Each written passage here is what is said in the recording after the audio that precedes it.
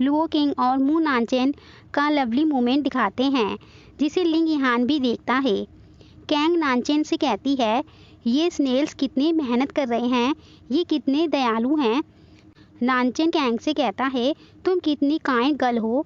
Kang अपने मन में कहती है, ये कितना आउट ऑफ माइंड है, स्नेल्स तो केवल रेन में ही निकलते हैं, और वैसे भी स्नेल्स खाए कितने दिन हो गए। तभी लैंग यहान उसे अपना खाना दिखाते हुए पूछता है, क्या तुम इसे खाना चाहती हो। कैंग तुरंत हाँ करती है। देन वे नानचेन को मना करती है, नहीं, मेरा मतलब हम स्नेल कैसे खा सकते हैं। नानचेन गुस्से में कहता है, तुम इतनी क्रूर कैसे हो सकती हो, और बोलकर वहाँ से चला जाता है। कैंग लैंग लिहान को गुस्से से देखती है। देन सडनली कैंग दूसरी जगह आ जाती है। वे वहाँ वेटर्स की जॉब करती है। उसके हाथ से कप गिर जाता है और वह चाय एक औरत के बैग पर गिर जाती है। वे कैंग पर चिल्लाने लगती है कि तुम्हें पता है इस बैग की कीमत कितनी है, तुम जैसी लड़की इस बैग को कभी नहीं खरीद सकती। कैंग उसे कुछ बोलने जा रही होती है, पर वह बोल नहीं पाती क्योंकि उसे स्टोरी ऐसा करने नहीं देगी। देन वह उसे सॉरी बोलती है और कहती है, मैं इसका मुआवजा दूंगी। वह बोलती है, तुम इसका मुआवजा दोगी, क्या तुम कर सकती हो, तुम्हारी पूरी लाइफ भी इतनी महंगी नहीं है जितना मेरा बैग है। वह उसे घुटने टेक कर माफ़ी मांगने को कहती है। कैंग रोते हुए कहती है, ये तुम क्या कर रही हो, रोना बंद करो और फाइट बैक करो। पर तभी वहाँ नानचेन की एंट्री होती है। वह कैंग को रोक देता है। वह उस लड़की को एक एक्सपेंसिव पेन देते हुए कहता है, ये पेन तुम्हारे बैग से 10 गुना एक्सपेंसिव है। वह लड़की हैरान होती है, यह तो मूल रूप से म्यू नानचेन है। कैंग कहती है, कोई बात नहीं, तुम्हारा मतलब ये नहीं था। देन वह मन में कहती है, उसका मतलब ये नहीं था, ये कितना नकली रोल है। नानचेन कैंग की तारीफ करके वहाँ से चला जाता है। तभी बाहर दिखाते हैं लैंग यहान बैठा होता है। केविन नानचेन को टक्कर मारता हुआ अंदर चला जाता है, तो नानचेन वापस अंदर आता है। तभी कैंग वह बची हुई चाय उसके बैग में डाल देती है। देन कहती है, ये पेन 10 गुना की बराबर है, तो तुम बहुत सारे बैग खरीद लेना। मैं बड़ी पर्सन हूँ और मैं तुमसे मुआवजा नहीं मांगूंगी, क्योंकि तुम्हारे दिमाग में कूड़ा करकट के अलावा कुछ और नहीं है। सब कोई इसके लिए तालियां बजाने लगते हैं। कैंग सबको थैंक यू करते हुए मुड़ती है। वह नानचेन को देखकर शॉक्ड होती है। नानचेन कैंग से कहता है, मुझे नहीं पता था कि तुमने सहनशील होने का नाटक किया है। वह वहाँ से चला जाता है। कैंग उसके पीछे जाती है। तभी वह वहाँ लैंग यहान को देखती है। वह उसके पास जाकर उससे कहती है, तुम यहाँ फिर से। लैंग यहान, तुम्हें समझ नहीं आया कि मैंने पिछली बार क्या कहा था।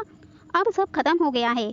लैंग यहान बोलता है, तुम मेरा सीक्रेट जानती हो, तुम म्यू नानचेन के जितने करीब होगी मेरे लिए उतना ही रिस्क होगा।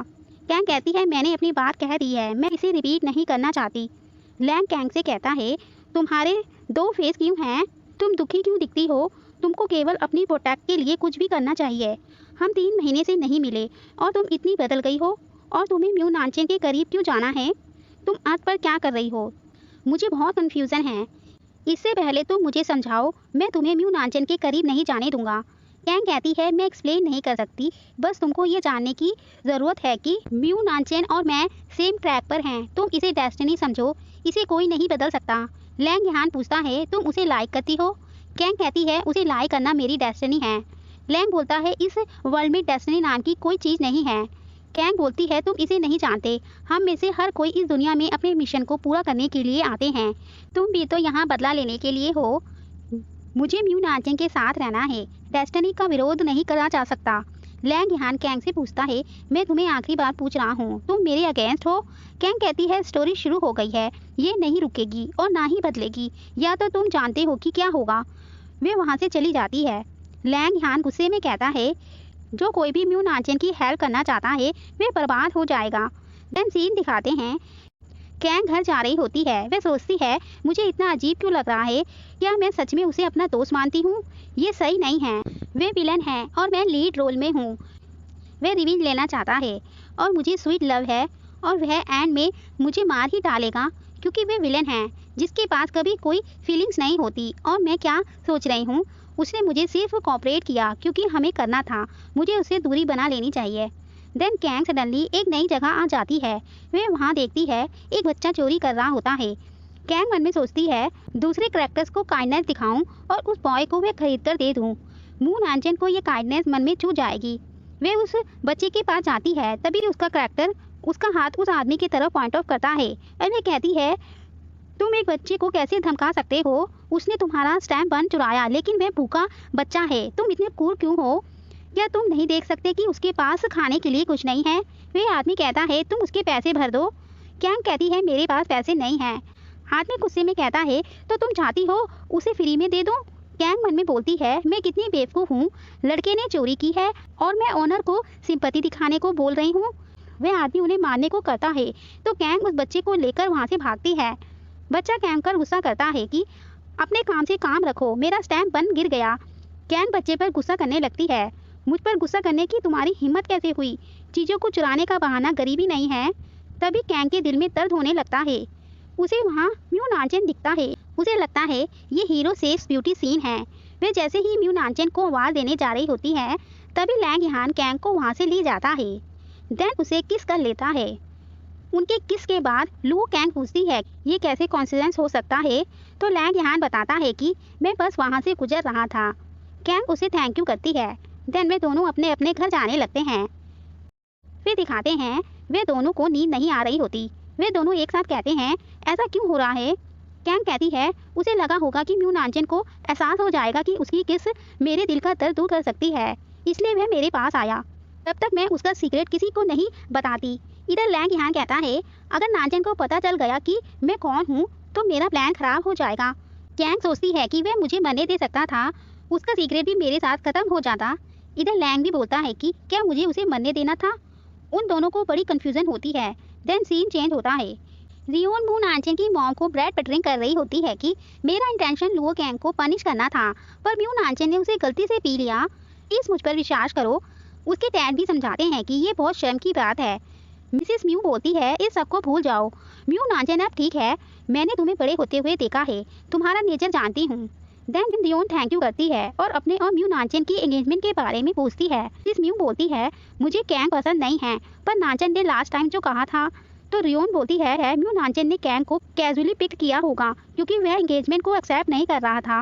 वे नानचेन के लिए बिल्कुल भी अच्छी नहीं है। रियोन के डैड उससे कहते हैं रियोन तुम फिर से बेवकूफ़ी भरा काम मत करो, अगर मैंने कॉन्ट्रैक्ट साइन नहीं किया होता तो वह तुम्हें नहीं छोड़ता। अगर तुम उसे परेशान करती रहोगी तो लैंग यहान तुम्हें नहीं छोड़ेगा। मिसेस म्यू बोलती है लैंग यहान को कम नहीं समझना चाहिए, उसने 3 सालों में ही वे जिंगबई में टॉप 3 कंपनी में आ गया है। मिसेस सांग कहते हैं मुझे डर है कि अगर हम उसे इस तरह से डेवलप होने देंगे तो हमारे लिए कठिन समय होगा, हमारा सहयोग सबसे सुरक्षित समाधान होगा।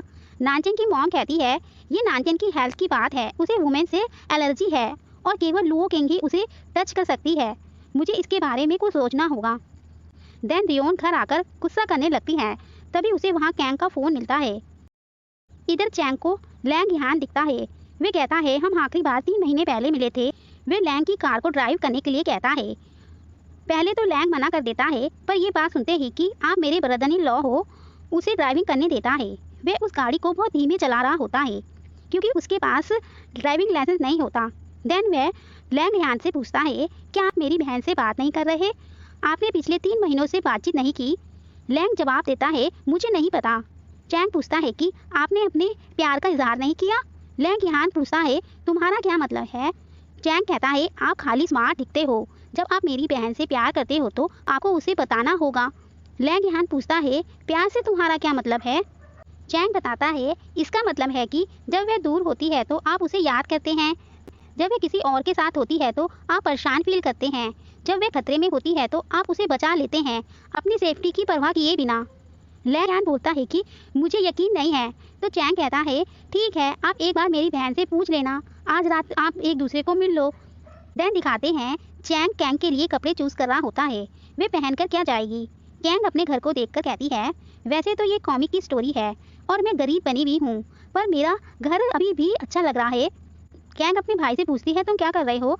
तो चैंग बताता है आज तुम्हारी इंपॉर्टेंट डेट है, तुम्हें ब्यूटीफुल ड्रेस पहननी चाहिए। कैंग कहती है मुझे कोई इंटरेस्ट नहीं है। तो चैंग बताता है मिस्टर लैंग ने सबसे अच्छे रेस्टोरेंट का अरेंजमेंट किया है। कैंग कहती है उसके और मेरे पास कोई बात करने के लिए नहीं है। चैंग कहता है तुम दोनों इडियट हो। वह जल्दी से करने को कहता है। देन दोनों रेडी होते हैं। किंग यहान को अपने लिए टाई चूज नहीं कर पाता, उसे सभी बेकार लगती है। वह कैंग के पास हैंडसम बॉय बनकर जाना चाहता है क्योंकि वह कैंग को प्यार जो करने लगा है। केविन बोलता है आपने सभी डिफरेंट ब्रांड मटेरियल और पैटर्न की टाई ट्राई कर ली है। लैंग यहान केविन को और टाई लाने को कहता है। तभी वहाँ रियोन आती है। वे लैंग लिहान की घर की चीज़ों को एक्सपेंसिव बताती है। लैंग लिहान कहता है, मिसेस सांग, मुझे नहीं लगता हमारी कोई हिस्ट्री है। रियोन कहती है, मैं यहाँ बिजनेस के लिए नहीं आई हूँ, मैं यहाँ तुमको एक मिशन देने आई हूँ। मैं सच में लुओ कैंग से नफरत करती हूँ, लेकिन वह नानचेन उसे प्रोटेक्ट करता है और तुम भी उसकी परवाह करते हो। मुझे उससे छुटकारा पाना मुश्किल लगता है, इसलिए मुझे चाहिए कि तुम मेरे लिए कुछ करो। उसके बाद नानचेन लुओ कैंग को गलत समझेगा और मैं नेचुरली रूप से उसके साथ रिलेशनशिप में रहूंगी। लैंग लिहान कहता है, तुमको गलती से विश्वास हो जाता है कि मैं अच्छे स्वभाव का हूँ। रियोन बोलती है, एंग्री क्यों हो रहे हो, पहले इसे सुनो। वह उसे कैंग के फ़ोन से वही रिकॉर्डिंग सुनाती है जब लैंग ने कहा था कि मैं लैंग फैमिली का नाजायज़ बेटा हूँ। वे बताती है, मैंने उसका फ़ोन अनलॉक किया तो मुझे पता चला कि तुम 3 साल पहले बिजनेस में आए और म्यू ग्रुप के अगेंस्ट रहे, बल्कि तुमने मेरे डैड की कंपनी के साथ भी कोऑपरेट करना चाहा। तो तुम सिर्फ बदला लेने के लिए यह सब कर रहे हो। मैं लैंग से कहती है, तुम मुझे रिजेक्ट कर सकते हो, लेकिन तुम अपना बदला लेने की चांस को रिजेक्ट नहीं कर सकते। लैंग लिहान कहता है, अगर तुम मुझे धमकी दे रही हो तो तुम्हारा एंड अच्छा नहीं होगा। रियोन कहती है, मैं बिजनेस की केयर नहीं करती, मैं बस चाहती हूँ कि नानचेन मुझे लव करे। वे उससे हाथ मिलाने को कहती है, तुम मेरी हेल्प करते रहो तो मैं तुम्हारी रिवेंज के बीच नहीं आऊँगी। लैंग लिहान गुस्सा करते हुए कुछ कहने जा रहा होता है, पर स्टोरी उसको उसके विलन वाले करैक्टर में ला देती है। वे रियोन से हाथ मिला लेता है। इधर कैंग लैंग लिहान का वेट कर रही होती है। वे नर्वस फील कर रही होती है। तभी उसके पास एक लेटर आता है कि अंडरग्राउंड गैरेज में आ जाओ।